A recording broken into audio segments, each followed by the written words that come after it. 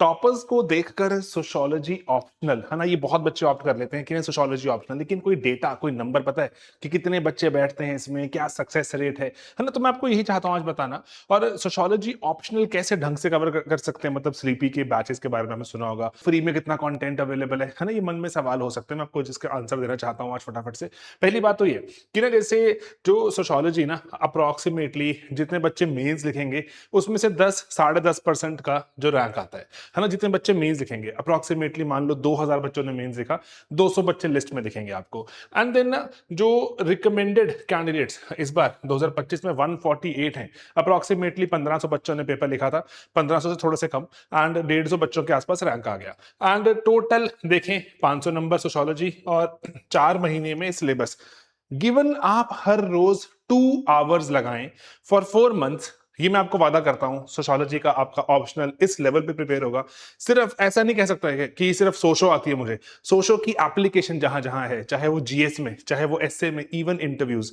हमारे स्टूडेंट्स हैं जो हमारे साथ स्लीपी के साथ जुड़ते हैं, वो हाईएस्ट मार्क्स लेकर आते हैं अपने इंटरव्यूज में। आप देख सकते हैं, चाहे Tejaswini last year 62nd rank था, हाईएस्ट मार्क्स है इंटरव्यू में, है ना। उसके पहले लावण्या गौर, हाईएस्ट मार्क्स हैं। अब मैं आपको इसी के साथ में जैसे आगे लेके चलता हूं यहाँ पर कि सोशियोलॉजी सेफ ऑप्शनल कहा जाता है, उसके ना कुछ कारण है, और भी ऑप्शनल है जिनको सेफ कह सकते हैं। सोशो क्यों है सेफ ऑप्शनल, ही जान लेते हैं कि सिलेबस ना बहुत ही क्लियरली डिफाइंड है, थोड़ी थोड़ी चीजें हम इस पर ऐड करते रहते हैं अपने जो पेड मॉड्यूल्स में, है ना। वो चीजों को एक्स्ट्रा पढ़ के जाएं, थोड़ा सा ग्रिप बना के रखें चीजों के ऊपर।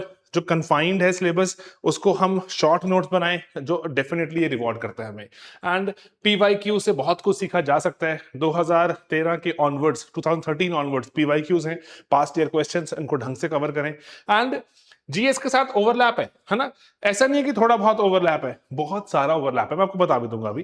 एंड उसका हम क्या इलाज करते हैं, उसका हम क्या फायदा उठा सकते हैं अपने मॉड्यूल, अपने कोर्सेज स्लीपी के साथ जुड़ के, मैं आपको वो भी चाहूंगा बताना भी। एंड कोचिंग और स्टडी मटेरियल इसका ठीक ठाक अवेलेबल है, बहुत ही ज्यादा लोगों ने बढ़िया काम किया हुआ है इस पर। और ओवरऑल स्टडी मटेरियल ऐसा बना दिया है कि अब हमें लगता है कि ये सोशो में ना, सोशो में अगर हमने ग्रिप बना ली, 4 महीने 2 आवर्स डेली लगा दिए, तो जीएस के लिए बहुत टाइम बचता है। जीएस के लिए टाइम बचाना जरूरी है दोस्तों, क्योंकि जीएस में हम अगर एफर्ट करेंगे तो ही प्री निकलता है, प्री निकलेगा तो ही सोशो एक्टिवेट होगी। इसीलिए अभी मीनिंगफुल तरीके से सोशो कंप्लीट कर लेते हैं पहले, एंड पैरेलली जीएस कंप्लीट करते रहेंगे मेंस के लेवल की, देन प्री के नजदीक जाके जीएस प्री वाली करेंगे, फिर प्री निकालकर सोशो का यूज करेंगे। और इसीलिए आंसर राइटिंग में फ्रेमवर्क्स काम करते हैं, और जो scoring pattern touchwood God has been kind काफी बढ़िया रहा है। बच्चे सोशो से रैंक निकालते हैं, अप्रोक्सीमेटली 10 साढ़े 10% के आसपास बच्चे रैंक निकालते हैं। अब टॉपर्स की एक बात ध्यान रखना, जैसे ना जो जो रिसोर्सेज लिमिटेड का मतलब होता है कि गुड क्वालिटी रिसोर्सेज को कन्फाइन कर दो, नोट्स बना लो, शॉर्टन कर दो।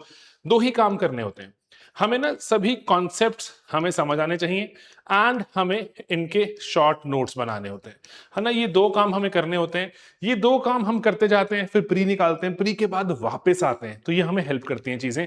तो प्रोग्रेस को आप अपना रिव्यू कीजिए, कोचिंग गाइड्स वगैरह बहुत ही प्रिसाइज गाइडेंस रहती है। जैसे अभी मैं मेंस के बच्चों के साथ काम कर रहा हूं, उनके आंसर्स मैंने पिछले अभी 4 हफ्ते हो गए काम करते हुए, पिछले जो 20 दिनों में हम 5 दिन हफ्ते में आंसर लिखते हैं इकट्ठे बैठकर, जो 4 वीक्स मतलब 20 डेज में डे 1 और डे 20 में जमीन आसमान का फर्क है। तो इसीलिए जो यहां वहां पढ़ रहे थे पहले और ऐसे जेनरिक कमेंट भी लिए हुए थे अपने आंसर्स पे, बेहतर हो गया, बहुत बेहतर हो गया। I am happy, I am satisfied. ये जर्नी 20 दिन और चलाएंगे, एंड देन वो बच्चे मेंस देने जाएंगे, लेकिन आप फाउंडेशन को ढंग से बिल्ड करो, बहुत जरूरी है यार, बहुत ही ज्यादा जरूरी है। उसके बाद यहां पर ना जो मोटिवेशन लो, ये वो एक्सेट्रा, इन चीजों को हटाते हैं दोस्तों। मैं पता क्यों बोल रहा हूं कि ना 300 डेज एग्जैक्ट चाहिए मुझे आपका रैंक निकलवाना है। तो इसमें से ना 4 महीने हम सोशो पर जो पैरेलल जीएस, देन ग्रेजुअली हम सोशो को कंप्लीट करके साइड में कर देंगे, सिर्फ जीएस, ये प्लान होना चाहिए। प्री निकालेंगे, एंड देन वापस जब हमारा मेंस आएगा ना, तो जीएस बढ़िया लेवल का, सोशो हमने कवर की होगी बढ़िया लेवल की, दोनों से ना रैंक निकलता है, इंटरव्यू में जाएंगे। और 300 दिन लेकिन एफर्ट करना पड़ता है, 300 डेज 2027 लेट्स से अटेम्प्ट दे रहे हो, 330 दिन है हमारे पास, बढ़िया तरीके से प्लान करते हैं यार, जिसमें सोशो को एक अहम भूमिका निभाने देते हैं। एक हमारे बहुत महान एक थिंकर हुए, पॉलिटिकल थिंकर हुए, उनके आइडियाज को कैसे यूज किया। एम एन श्रीनिवास कहते हैं vote bank politics, Rajni Kothari ये कह रहे हैं पॉलिटिसाइजेशन ऑफ कास्ट, किस तरह से हमें ये दलित आइडेंटिटी एंड मार्जिनलाइजेशन, है ना, ये आइडियाज को यूज करना सीखना। अभी ना शायद ऐसा हो सकता है आप इसको अभी बिल्कुल बेसिक पे सुन रहे हो, मैं से इसको ज्यादा मैं चाहता भी नहीं डिटेल में जाना, लेकिन सिंपल चीजों को प्रेजेंट करके नंबर निकालना, यही सीखना है, यही सीखना है। मैं आपको बस ये चाहता हूं बात बताना कि हमें ना चीजों को ना कॉम्प्लेक्स नहीं करना, ना तो जीएस में ना ही सोशो में, हमें इसको कॉम्प्लेक्स किसी भी चीज को नहीं करना, हमें ना थोड़ा बस मेहनत पे ध्यान देना है। ये हार्ड वर्क का पेपर है दोस्तों, हम हार्ड वर्क करेंगे, मेहनत करेंगे, और सिंपल सिंपल बातें, मैं आपको कोई हाई फाई थिंकर ऐसा वैसा मैं चाहता ही नहीं बताना। सोशो में ना ऐसे हम देखें टोटल गिनकर आई वॉन्ट कि आपके जो शॉर्ट नोट्स हों लेस देन 100 पेजेस हों, 100 दोस्तों पेजेस, है ना, ताकि जो हमें मेंस में हमें पेपर से पहले 5 दिन की छुट्टी मिलती है ना, इसमें हम कम से कम 7-8 बार अपने शॉर्ट नोट्स को रिवाइज कर दें। Points, keywords, structures, frameworks, mnemonics सब दिमाग में बैठे हो, एंड वहां जाकर हम बढ़िया से आंसर्स हम लिखने की प्रैक्टिस की हो, और वहां जाके लिख कर आए, एंड दोस्तों सोशो के बल पर रैंक निकालें।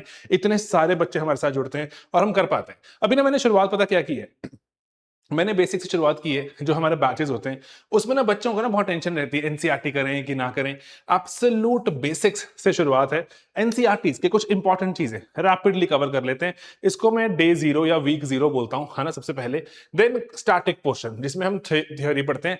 सबसे इंपॉर्टेंट पार्ट है सोशो का दोस्तों, इसको कवर करेंगे हम, स्ट्रॉन्ग फाउंडेशन बिल्ड करेंगे। एंड देन कुछ कंटेम्प्रेरी कुछ ना इश्यूज हैं, चल रहे हैं यार बहुत टाइम से। विमेन एम्पावरमेंट चल रहा है ना, दलित एम्पावरमेंट चल रहा है ना, बहुत टाइम से चल रहा है। इन इश्यूज पर क्या चल रहा है, कैसे इसको समेटें। एंड बहुत से ऐसे इश्यूज हैं जैसे गिग वर्कर्स, ये हमारे सिलेबस में लिखे नहीं हुए लेकिन हमें आने चाहिए, है ना। जैसे पैटर्निटी लीव सिलेबस में लिखा नहीं हुआ, लेकिन जैसे जैसे परिवार छोटे हो जाएंगे, मम्मी अगर लेट्स से कि जो जो लड़की है वो जब माँ बनेगी तो घर पे कोई और है नहीं है संभालने के लिए, कितना टाइम तक दादा दादी नाना नानी को बुला लोगे, घर भी छोटे छोटे हैं शहरों में, तो कितना टाइम तक उनको रख पाओगे। अब क्या करें, अरे माँ तो अभी बनी है वो, और उसके जो खुद का शरीर भी वीक हो सकता है, बच्चे को संभाले, घर को संभाले, क्योंकि पति को छुट्टी नहीं मिल रही। तो ये डिमांड उठ रही है कि घर अगर परिवार छोटे हो गए तो हमें पैटर्निटी लीव, जो बाप को पिता को भी छुट्टी मिलनी चाहिए कुछ टाइम के लिए, ताकि वो जो घर में ध्यान रख सके, है ना।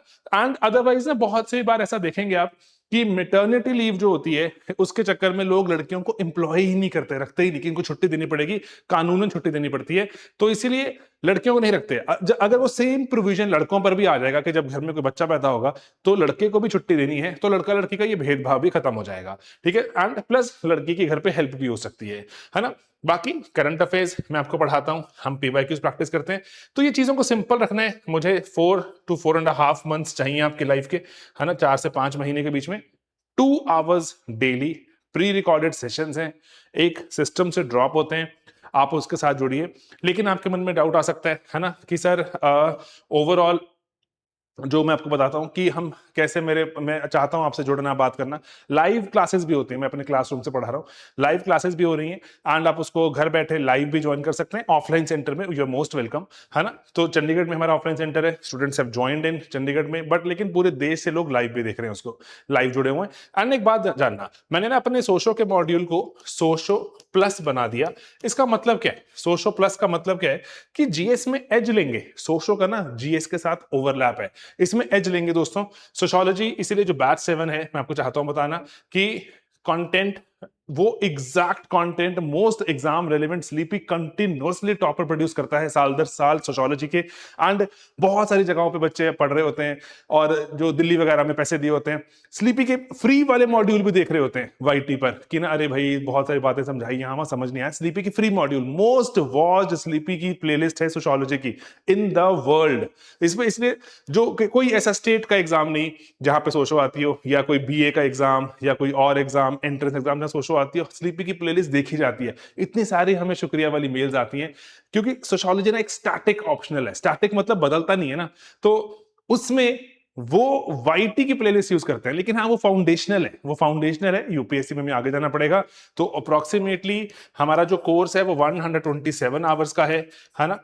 जो हमारी वाईटी की प्लेलिस्ट है वो 44 आवर्स की है, तो ये 83 आवर्स उसमें वैसे ऐड हो जाते हैं, कंटेंट अपग्रेड है, ज्यादा है। एंड कंटेम्प्ररी मैं आपको और भी चाहूंगा बताना कि आंसर राइटिंग, मेंटरशिप, है ना, और हैंड होल्डिंग, ये सब चलता है। और बाकी ना मैं आपको, जब हम बैच शुरू करेंगे, एक डे 0 पे हमारी इंडक्शन होगी, है ना, इंडक्शन जिसमें मैं यूजुअली आपके साथ जो जुड़ के बताऊंगा कि बैच को बेस्ट यूज कैसे करें, है ना, सोशो को हम नॉन इशू कैसे बनाएं, ये बात करेंगे हम। एंड देन मैं आपको जो 7वें दिन, एक हफ्ते बाद, जब लेक्चर्स शुरू होने वाले होंगे ना, एनसीईआरटी ये वो एक्सेट्रा कर लिया, तो उसके पहले भी अगेन वी विल मीट, है ना, I will tell you something a few. Then 21st day, that means आपके टोटल 3rd वीक में हम फिर से मिलेंगे एंड आपका एक चैप्टर खत्म हो चुका होता है। देन आई डिस्कस कि नोट्स कैसे बनाए, नोट्स दिखाओ जरा, ये वो एक्सेट्रा, अगर आपने बनाए तो you can also show. And then उसके बाद हम 49th डे पे फिर मिलते हैं कि मैं आपसे कुछ कुछ और फीडबैक लेता हूं, बात करता हूं। Then we keep meeting every month. And then meanwhile हमारे साथ रविकांत सर हैं, मेंटरिंग करते हैं, बच्चों को आंसर राइटिंग सिखाते हैं, one of the best mentors ever there ever is in the field of UPSC CSC. और सर आपसे आंसर राइटिंग में कुछ बात करते हैं, कुछ समझने की कोशिश करते हैं, एंड बाकी जो हमारे फीडबैक सेशन रहते हैं। तो ओवरऑल ना सबसे इंपॉर्टेंट चीज है कंटेंट। स्लीपी से बेहतर कंटेंट को दे पा रहा है तो आई स्टिल डाउट, है ना, कि मोस्ट एग्जाम रेलिवेंट है, प्रिसाइज है, टाइमली है, और ऐसा नहीं है कि फैला हुआ है 400 घंटे 500 घंटे, है ना, 127 आवर्स, है ना। 127 आवर्स को ढंग से यूज करना चाहिए, एकदम से बैठ के नहीं देख देना कि मैं एक महीने में देख डालूं। तो मैं चाहूंगा कि आप 4-5 महीने में देखें उसको, जो टाइम बचे वहां पर उसको जीएस में लगाएं, है ना। तो कंटेंट एंड देन जो हमारे टेलीग्राम चैनल्स हैं, ग्रुप्स हैं, मतलब जो आपके हर एक बैच के साथ बनते हैं, टेलीग्राम ग्रुप में आप अपने डाउट लिखो, डाउट पूछो। मेंटरिंग वाले बैच में हो तो मेंटर के साथ जुड़ो, उनसे समझो कि कैसे बेस्ट यूटिलाइज करूं अपने टाइम को, रिसोर्सेज को, आंसर्स को, है ना, दिखाओ, उनको दिखा सकते हो। तो इसीलिए आज वैसे हाँ, ये एक कूपन कोड, आज का मतलब है आज जून का आखिरी दिन है, तो आज के लिए एक कूपन कोड चल रहा है, ये सिर्फ आज के लिए वैलिड है, देन ये खत्म हो जाएगा।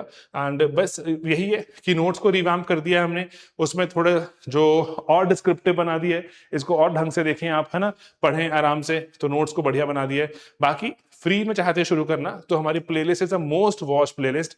हमने पीवाईक्यूज सॉल्व करके फ्री फॉर एवरीबॉडी पीडीएफ डाल दिया है हमारी वेबसाइट पे, फ्री फॉर एवरीवन। बुक चाहते हो परचेज करना, वो Amazon फ्लिपकार्ट पे मिल जाती है, प्रिंटेड होती है। बाकी आप हमारे चैनल पे जुड़ सकते हैं, जो टेलीग्राम चैनल भी है हमारे पास, ठीक है दोस्तों। तो ओवरऑल मैं आपको बस ये चाहता हूं कि 4, 4.5, 5 महीने का प्लान है, इसको दिमाग में रखना। सोचो को ओवरवेल्म करने मत दो खुद को, सोचो स्ट्रक्चर्ड तरीके से कवर करो, बढ़िया कवर होती है, अच्छी कवर होती है। एंड दोस्तों रैंक निकालेंगे इससे, सोचो से। और बाकी टाइमली मिलते रहेंगे टेलीग्राम के थ्रू, तो आप जुड़े हुए हो, है ना। टेलीग्राम जो हमारा ग्रुप होता है हर एक बैच का, उसमें जुड़े हुए हो, आप पूछ सकते हो। जीएस में हम एज निकालेंगे, आंसर्स लिखेंगे, आंसर्स को हम सिंपली कैसे बेस्ट बना सकते हैं उसकी बात करेंगे, है ना।